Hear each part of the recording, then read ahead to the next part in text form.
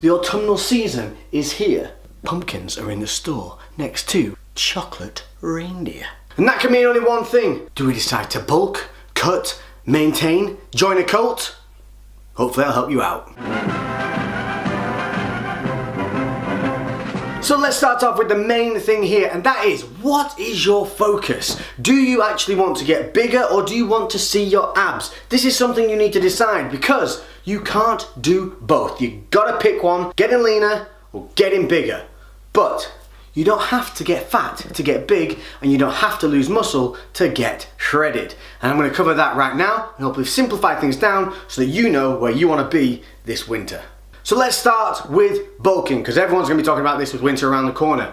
What a lot of people do is they'll think, I want to get bigger, which means bulking, which means calories, which then means pizza, cookies and ice cream. But all in the wrong quantities. Because a lot of people have this habit of going into a bulking mode where they'll just eat and eat and eat. And that's all well and good and fun, but if you're eating without structure and without control, what that means is that you don't have any control over the number of calories going in a day. You don't have control of the breakdown of those calories, and that means you're going to put on excessive fat, which means later down the line you're going to have to lose that fat, which is going to suck. Factor number 2 of going on a dirty bulk is the fact that you're kind of eating just relentlessly, and you're not really eating to any structure.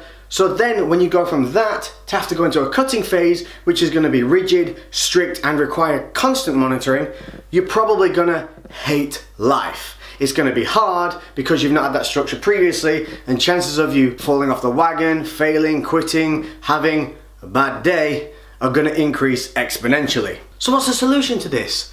My solution, or what I would advise all of you to think about, is doing a lean gain. What's a lean gain, Lex? Why have you never heard of this thing before? Lean gaining is much slower and probably less fun than eating 8 pizzas a day, but what it does mean, the gains that you make are going to be real, and they're going to be low fat gains, meaning most of the gains aren't going to be fat. They're going to be more water retention, glucose retention, and hopefully muscle. You see, what we do on a lean gain is simple.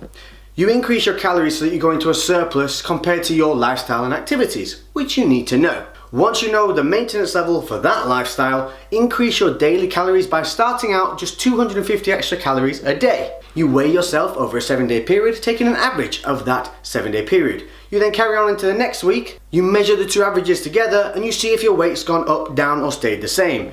If your weight has gone up, you do not need to increase your food because you are gaining weight. If you increase food whilst you're already gaining, you're going to go into an excess surplus, which your body only has one solution to: tubby fat. So what we do is a stepped method, and this applies also to dieting, but I'll cover that in the cutting section of this video a little bit later on. If you've liked what I've done so far, don't forget to hit that like button right now. Give it a little tinkle, and if you've got any questions, start in the comment section. Go, I'll be answering them kinda live. So the stepped fashion we're looking at here is, once your weight plateaus from one average to the next, then you add in another 250 calories, and you wait until it plateaus again, then add in, and so on and so forth. So we end up with this stepped technique. This means that you are growing slowly, allowing your body to adapt, helping to build that metabolism, because that is another part of what we want to achieve when we're gaining. We want to build our metabolism. What we want to do is get the metabolism used to dealing with a higher level of calorie intake. We want to put those calories to use by maintaining a consistent training regime and activity level.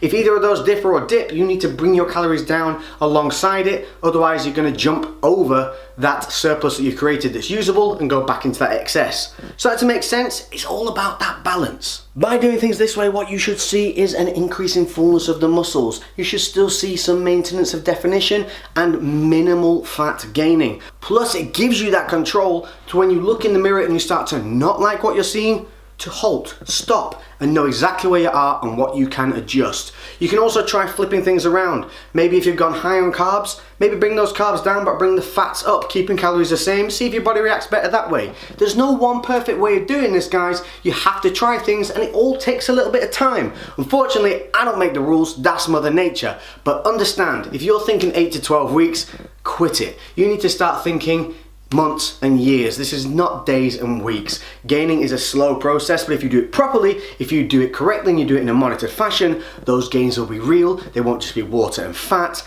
and you will not have to always wear a jumper just to look like you look good. Moving on to people who might want to cut. So you might want to be seeing those abs during the winter phases. Maybe you live in Australia and you're coming into your summer and you want to start cutting up. Here's what my advice would be for that.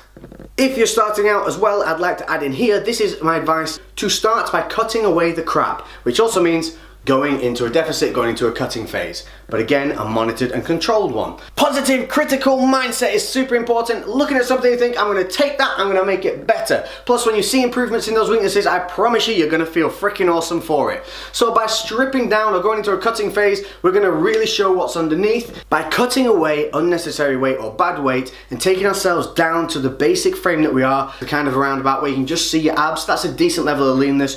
At that point, you'll be able to really see where your strengths and more importantly, where your weaknesses lie. You need to look at yourself in a positive, critical state. That means taking a look at yourself and deciding, this isn't the best on me and I'm gonna fucking improve it. Not looking at yourself and going, oh, that sucks. Oh, my genetics are rubbish. Oh, I wish I started earlier. Oh, I wish I could fly and lived in a lamp like a genie.